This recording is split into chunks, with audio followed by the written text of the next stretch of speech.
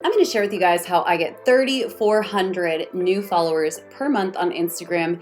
Yes, without showing pictures of my butt. Now, you guys might be surprised that I may say that, but to be honest, most of the people I see growing significantly or rapidly on Instagram all seem to be showing pictures of their butt, and actually no shame to that model at all. But if you're anything like me and maybe you've had some kids or you aren't necessarily a gym rat, you may want to rely on some other strategies besides showing off your booty. And not just that, but I'm gonna show you guys exactly how to do it without having to live on Instagram, thankfully. Let's cue that intro. While the intro is rolling, go ahead and comment below and let me know what your Instagram handle is, and I'll catch you guys as soon as this intro is done.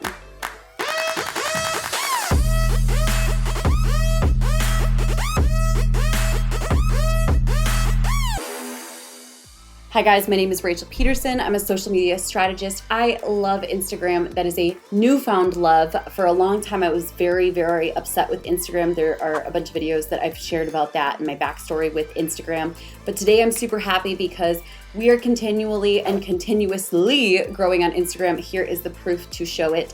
Not only am I at a few followers on Instagram, but you can check out this growth right here from Social Blade. I love to show receipts just to prove to you guys I'm not just another Instagram guru who's saying stuff and not actually consistently getting that growth. Now, the first thing that I want to share with you guys is something that was mind-blowing for me because I see so many influencers sharing gorgeous photos, like photos that basically look like their whole life is one big photo shoot. And I think that that's awesome. But number two, my life doesn't always seem super photo shoot worthy. Having kids, it just doesn't always seem like ready for a photo shoot. So I learned this, and not only is it something that is helpful and convenient just based on like the time and the photo and the energy space, but it also works really well for growth. And that is to use quotes instead of constantly having photo shoots and photos on your Instagram page. Now, I learned this from Kat Abionic. Big shout out, love her so much. But she shared with me, Rachel, you've got to stop making your Instagram all about you and start making it about the people watching, engaging, reading, etc. Like, give them that yes moment. Give them the I felt that moment. And so I was like, okay. And I started looking for things that I said or felt or thought or wrote in my journal that were like that yes moment. I basically want people to literally be like, yes, queen, I feel this so hard in my soul when they are reading a quote on my Instagram. Now, this is really important. I have hired people in the past that were not big into attribution of quotes. If you use someone else's quote, do your absolute best to find the author of the quote, the original author, even better, but really look to find the author of the quote so that you can give attribution. This is really important, and I know some people like breeze right by it, but I actually really strongly believe in it. Doesn't mean we've always done it perfectly as a team, but it's something that I've really put an emphasis on, especially in 2020. The second big strategy is when you create your quotes to use Canva. It's free, it's super easy to use, and you can create a Canva quote in like 2 seconds. Yes, please. By the way, comment below if you're already like, I'm gonna start using quotes instead of photos of my life. This is gonna save a lot of you guys a lot of time and mental capacity. The next big strategy is outbound engagement. Now, I used to totally downplay the power of outbound engagement. I didn't realize how darn important it was. I heard everyone talking about it and I was just like, yeah, I don't get it. Until I started really spending time on TikTok and I saw how quickly my TikTok account grows when I start to spend time on my For You page, like commenting and engaging with people just because I think their stuff is great. And when I started to see that, I was like, I'm definitely going to try this on Instagram. Maybe everyone else was telling the truth, but I'm definitely skeptical about strategies, especially when someone doesn't have a good reason as to why it works. The reason why it works to comment on other people's posts is multifaceted. Number one, other people see your comments and are more likely to visit your profile. I mean, admit it. Have you ever stalked on Instagram based on comments or read through the comments on someone's post and then got all curious and wanted to creep on people? Happens all the time. I do it. I love creeping on people on Instagram. It's really fun. So you're giving people the ability to get curious about you and your profile. But not only that, number two, it builds relationships. Oh my gosh, what a crazy concept. What amazes me is seeing like how much more receptive people are when they've actually seen my name come up on their comments because they're like, wow, she actually took the time to comment. Not everybody comments. That's why I don't always believe in using comments or engagement as the #1 metric for success on Instagram especially. However, it takes a little extra effort for someone to take the time to comment. So when you do, other people notice. Now, I personally like to follow this strategy from Gary Vaynerchuk, or Gary V as the kids like to call him today.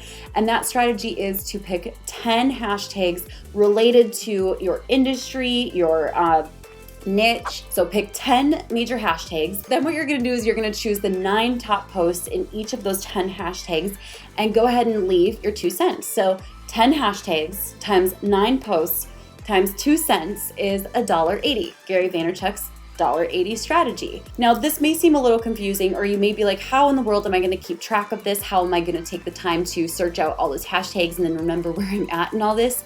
I personally absolutely love to use this tool that I'm excited to share with you guys today. And not only do I love to use it, as well as my team loves to use it, we're super excited because today's video is actually brought to you in partnership with $1.80, the software. Yes, this video is a sponsored video, but it wasn't hard for me to actually talk about $1.80 because we have actually been loving them and using them and recommending them long before this video.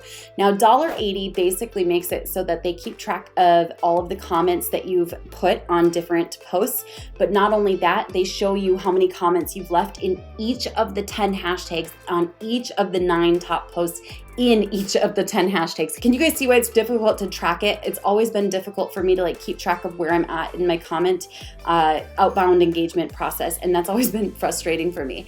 But not only that, but $1.80 also gamifies the process, so you're excited to put it out there, and then they space out the comments so that you don't get in trouble from Instagram for commenting too often.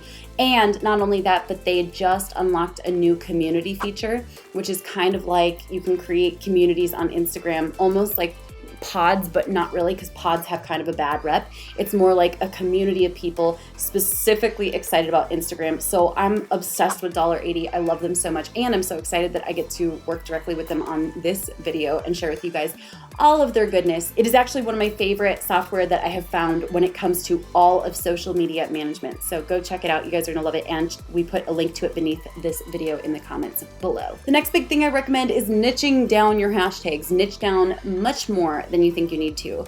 So many times people are like, I niche down to like entrepreneur. And I'm like, oh my gosh, there are millions of views and uses of that hashtag that is not niched down even close to far enough. What I recommend is niching down to just several multiples or even less than several multiples of your number of followers. So for example, if you have 200 or 300 followers, try to find really niched hashtags that are under 10,000 uses.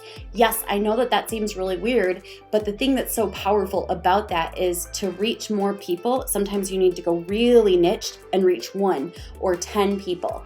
So niche down your hashtags. You don't necessarily have to niche down your content, but just the hashtags. This has been a game changer for me in my business and Instagram game. The next big strategy that I recommend is using Lightroom for mobile. Now, I usually don't, and by usually, I mean never, have a photographer to just take photos of me for Instagram. I just take them on my iPhone on portrait mode. But of course, I have always kind of been jealous of people who have those gorgeous color matching photos from photo to photo and then a beautifully cohesive feed. That is not my style because I don't have time to Photoshop my photos. What we've done is we've bought several packs of presets for Lightroom Mobile.